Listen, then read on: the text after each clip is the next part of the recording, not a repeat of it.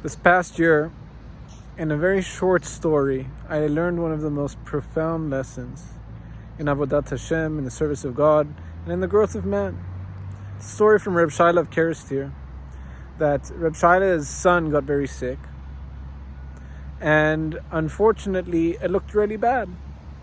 And while he was strong most of the time, eventually at some point he broke down, and he was crying and crying and crying.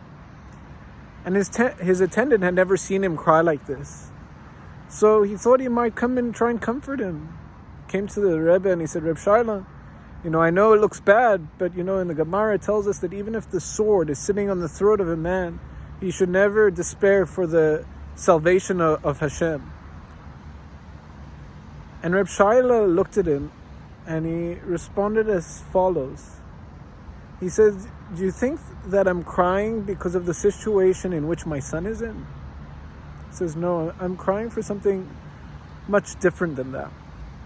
You see, all the time people come to me and they ask me to pray for their loved ones who are sick. They ask me to pray for those who need parnasa, who are poor and don't have money. And all these times, I thought that I really was succeeding in V'ahavta l'reacha kamocha, loving my neighbor as myself. And I felt their pain for their loved ones that were sick, and I davened for them. But now that my own son is sick, I realized that the pain that I experience now is far greater than the pain I felt when they came to me for my prayers. And he says, so I realized that I've been deficient in loving my neighbor truly as myself, because I didn't feel pain for them like I do right now. And this just shook me, this little story and this little idea, because it's not so little, it's so great actually. Last week we read of the giving of the 10 Commandments, Parshas Yisro. I am the Lord your God who took you out of Egypt. You shall have no gods other than me. Until the last ones, do not murder, do not steal. And then we come into this week's portion, Parshat Mishpatim, and in this week's portion, all these details about if there's a thief, if there's a robber, if there's a donkey and an ox, and all these different things, eye for an eye, tooth for a tooth. And one of the realizations that has struck me this week is something that comes from the Zohar. The Zohar says that we're all one body. Imagine, if you will, every single one of us is just a different cell. But we're all connected and we're all touched. If one of the organs of the body dies, or if it becomes in any way diseased, it's possible that could spread to every other cell. It affects every other cell. So the basis of it all is, I am the Lord your God. You're all one body. You're all cells in one body.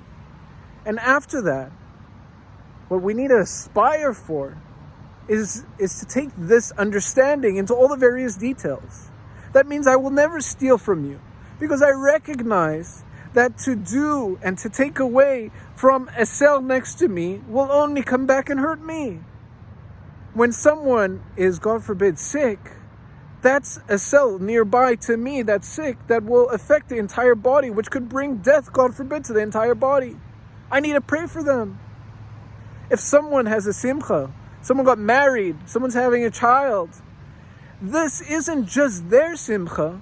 We are all cells that are connected in one body. If one part of the body is getting very strong, is growing, it will go ahead and reverberate onto every other part of the body. This is my simcha. This is the way we need to live. And it goes into every single detail of our lives. The basis of which is understanding, I am Hashem your God. We're all a piece of that. We are all cells in that body.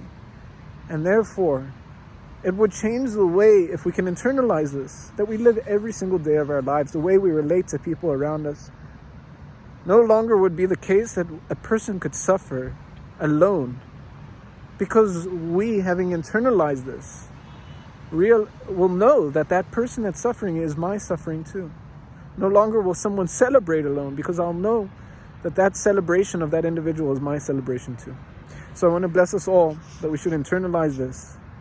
Should live with this truth, not just in the general, which is relayed in the 10 Commandments, but in all the different details which manifest in this week's portion, the portion of Mishpatim. Shabbat Shalom.